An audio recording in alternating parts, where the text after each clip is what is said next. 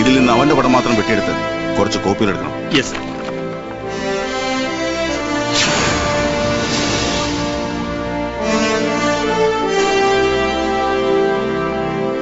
നിനക്ക് പപ്പയുടെ സ്വഭാവം അറിയാലോ. വീട്ടിൽ പോലും CBI അന്വേഷണങ്ങളാ. ഇന്ന് രാവിലെയാ എന്നോട് പോലും പറയുന്നത്. കുറെ നാളായി നീ ഒരു പ്രേമത്തിൽ കുടുങ്ങിയിരിക്കുകയാണ്. സത്യത്തിൽ ഞാനിത് പപ്പയോട് തുറന്നു പറയാനിരുന്നതാ. അതും ഡാഡി പറഞ്ഞു. അവൾ എന്നോട് തുറന്നു പറയാതിരിക്കില്ല, പക്ഷേ അതിനു മുമ്പ് അവൻ ചതിച്ചിട്ട് കടന്നു കളഞ്ഞു. ചതിച്ചോന്നോ? എങ്ങനെ ചതിച്ചോന്നാ പറയുന്നേ? ഇതിന്റെ അവസാന വാചകം ശ്രദ്ധിച്ചോ. നീയുമായിട്ടുള്ള നല്ലൊരു ജീവിതമാണ് ഞാൻ ഏറ്റവും കൂടുതൽ ആഗ്രഹിച്ചത്. ചതിക്കരുത്. ഇത്രയും പാവമായ എന്നെ നീ ചതിക്കരുത്. കണ്ടോ, അവളെ ചതിച്ചിട്ട് തന്നെയാവും മുങ്ങിയത്. അമ്മേ, അതൊന്നും ഞാൻ എഴുതിയതല്ല.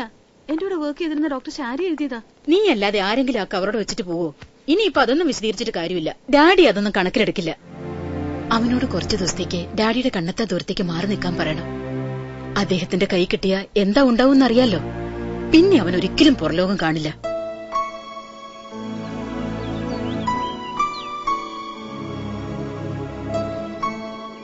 എന്റെ മണ്ടത്തരത്തിന് അങ്ങനെ ഒരു അബദ്ധം പറ്റിയത്. നീ എന്നോട് ക്ഷമിക്കണം. അബദ്ധം പറ്റിയത് എനിക്കാടാ. ഇത്രയും നാള് കൂടെ നടന്നിട്ടും നിന്റെ മനസ്സറിയാൻ എനിക്ക് സാധിച്ചില്ല. ഒരന്യജാതിക്കാരനെ പരസ്യമായി കെട്ടിപ്പിടിച്ചിരുന്ന ഒരു പെണ്ണിനെ ഈ അഗ്രഹാരത്തിൽ ഇനി തുടരാൻ അനുവദിക്കാൻ പാടില്ല. എന്നോട് വിഷമം തോന്നരുത്. ഇത് കമ്മിറ്റിയുടെ തീരുമാനമാണ്. എന്നാലും തീരുമാനം അല്പം കടുത്തുപോയി. ഒരു പാവം പെൺകുട്ടിയാണ് നിങ്ങൾ തെരുവിലേക്ക് എറിയുന്നത്. കന്യാസ്രു, ഡോണ്ട് മിസ്യൂസ് ആസ്രു എന്നാണല്ലോ പ്രണാമം. നീ ഒരുത്തന്നെ നിനക്ക് കാരണം. മോളക്കറിയണ്ട, നീ സ്നേഹിച്ച ആളെ നിനക്ക് കിട്ടുമെങ്കിൽ പിന്നെ ആര് എവിടെന്ന് പുറത്താക്കിയാലും നിനക്കെന്താ?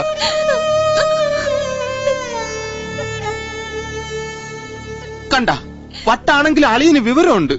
ഇങ്ങ വാടാ. വിട്. ഇവളെ നിന്റെ കൂട്ടുകാരന്റെ അടുക്കൽ കൊണ്ടാക്കണം. അവര് കല്യാണം കഴിച്ച് സുഖമായി ജീവിച്ചോളും.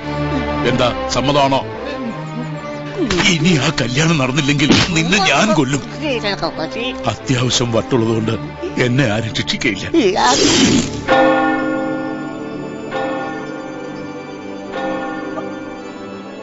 ലീന, ഈ നിൽക്കുന്ന ഫ്രാൻസിസിനെ ഭർത്താവായി സ്വീകരിക്കാൻ സമ്മതമാണോ? സമ്മതമല്ല.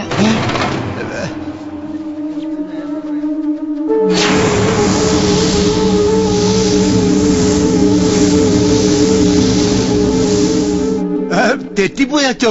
സമ്മതം എന്നാ പറയേണ്ടത്. അല്ല, എനിക്ക് സമ്മതമല്ല.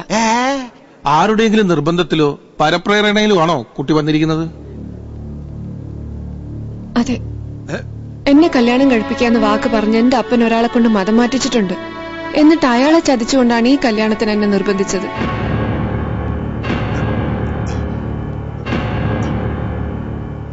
ഇത് പള്ളിയാണെന്നൊന്നും ഞാൻ നോക്കുകയല്ല. കണ്ടില്ലേ, എന്നെ ഭീഷണിപ്പെടുത്താ. അപ്പൊ നിങ്ങൾ അപമാനിക്കായിരുന്നോ താൻ? ഇല്ല, ലീന ഇതെല്ലാം എന്നോട് തുറന്നു പറഞ്ഞതാ. എന്നാ പിന്നെ അവിടെ വെച്ചാൽ കൊഴിയായിരുന്നില്ലേ? അവിടെ വെച്ചൊഴിഞ്ഞ എല്ലാരും ചോദിക്കും എന്താണ് കാര്യം, എന്താണ് കാര്യം എന്ന്. ഇത്രയും പേരോട് കാര്യങ്ങൾ പറഞ്ഞു വരുമ്പോ പല അഭ്യൂഹങ്ങളും പരക്കും. പൊതുസമക്ഷത്തിലാവുമ്പോ എല്ലാം എല്ലാവർക്കും വ്യക്തമായി മനസ്സിലാവുകയും ചെയ്യും. ഈ പറഞ്ഞതൊക്കെ സത്യമാണോ അവറാച്ച? എല്ലാം സത്യാണ്.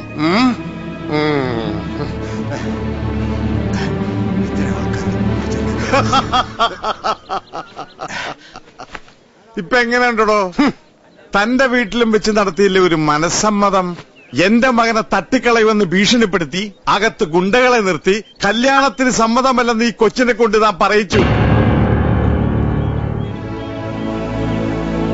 ആ വിവരം അറിഞ്ഞ അന്നു മുതൽ രതീഷ് കുമാർ ഈ ദിവസത്തിനുള്ള തിരക്കഥ എഴുതി തുടങ്ങി. ഇപ്പത് തന്റെ മുഖത്ത് കാറിത്തുപ്പി തന്റെ മോൾ ഇറങ്ങി വരുവാണോ എന്റെ വീട്ടിലേക്ക്, എന്റെ മകന്റെ ഭാര്യയായിട്ട്. ഓടാ.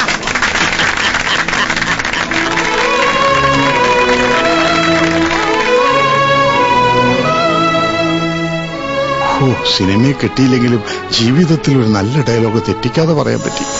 എന്തിനാണ്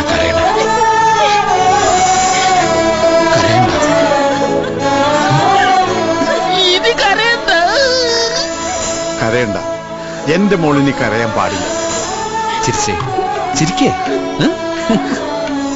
അവന് നിന്നെ അത്രയ്ക്ക് ഇഷ്ടമാണെന്ന് എനിക്കറിയാം. നിങ്ങൾ കല്യാണം കഴിച്ചു എന്ന് കൂട്ടിക്കോ, ആ കണ്ണും തുടച്ച്. മോളിപ്പോൾ എന്റെ മോന്റെ ഭാര്യയാ, ഇനി കരയാൻ പാടില്ല. ആ കണ്ണം തുടച്ച്.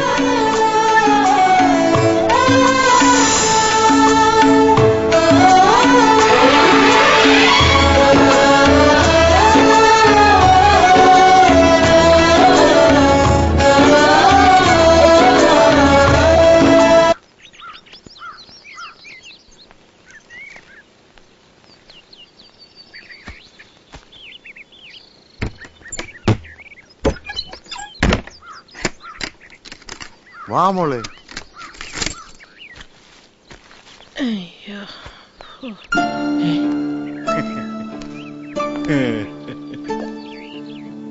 ഞങ്ങൾ എത്തി ലക്ഷ്മി. ദേ കണ്ടില്ലേ, മണവാട്ടി പെണ്ണ് നമ്മുടെ വീട്ടിലേക്കാ വന്നത്. ആണോ? സന്തോഷം. കാര്യങ്ങളൊക്കെ ഞാൻ അറിഞ്ഞു. നീ ഇതെവിടെ പോണ്? വാതിലോർക്ക്. ആ വാതിലിനെയും തുറക്കത്തില്ല, പ്രത്യേകിച്ച് എവിടെ മുമ്പില്. നിങ്ങളും ഈ പെണ്ണും കാരണം എന്റെ കുഞ്ഞ് എന്തുമാത്രം അപമാനം സഹിച്ചു. ഇപ്പൊ അവൻ എവിടെ ഉണ്ടെന്ന് പോലും അറിഞ്ഞുകൂടാ. ഇനി ഇതിന്റെ പേരിൽ ഇവിടെ അച്ഛനെ കൊണ്ടിന്റെ കുഞ്ഞിനെ തല്ലി കൊല്ലിക്കാനാണോ മനുഷ്യ നിങ്ങളെ പുറപ്പാട്? ലക്ഷ്മി, നീ എന്നെ ധർമ്മസങ്കടത്തിലാക്കരുത്. ഒരു സങ്കടത്തിനും ഞാനില്ല. ഞാന് എന്റെ വീട്ടിലേക്ക് പോവാ. നിർത്തി നിർത്തി.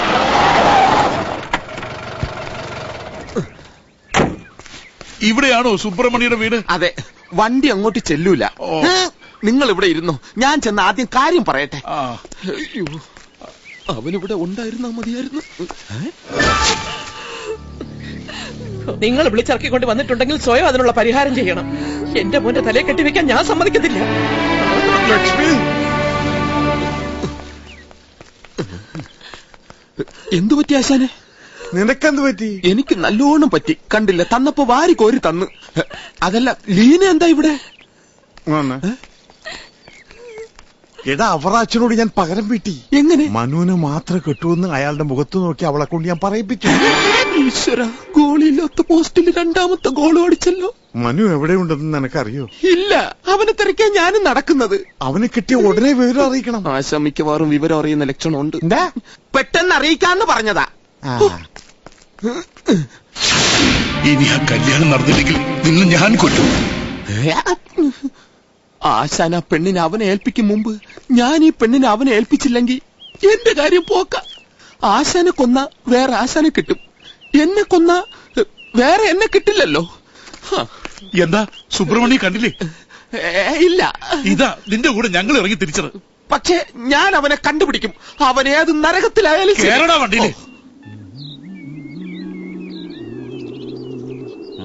ഹലോ പപ്പ, ഞാനാ. ഇല്ല, ഒരു കുഴപ്പമില്ല. മനു എന്റെ കൂടെയുണ്ട്. ശരി, ഞങ്ങൾ അങ്ങോട്ട് വരാം.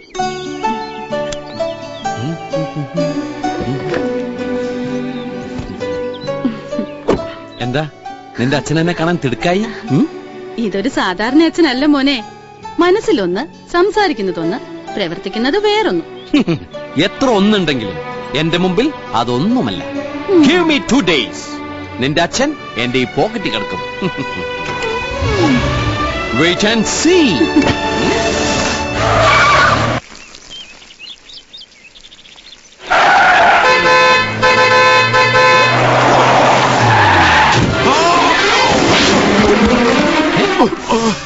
എന്താണോ ഇത്? ചെവിയേറ്റൂടെ? എത്ര ഹോൺ അടിച്ചു? അതെ, പപ്പേ പപ്പേ പപ്പേ അങ്ങനെ എത്ര ഹോൺ അടിച്ചു? നിന്റെ അച്ഛനെ ഒന്ന് വിളിക്കുക. ഞാൻ ഈ തോട്ടക്കാരനെ ഫയർ ചെയ്യുന്ന എന്റെ കപ്പാസിറ്റി ഒന്ന് കാണട്ടെ. ഇതാ എന്റെ പപ്പ.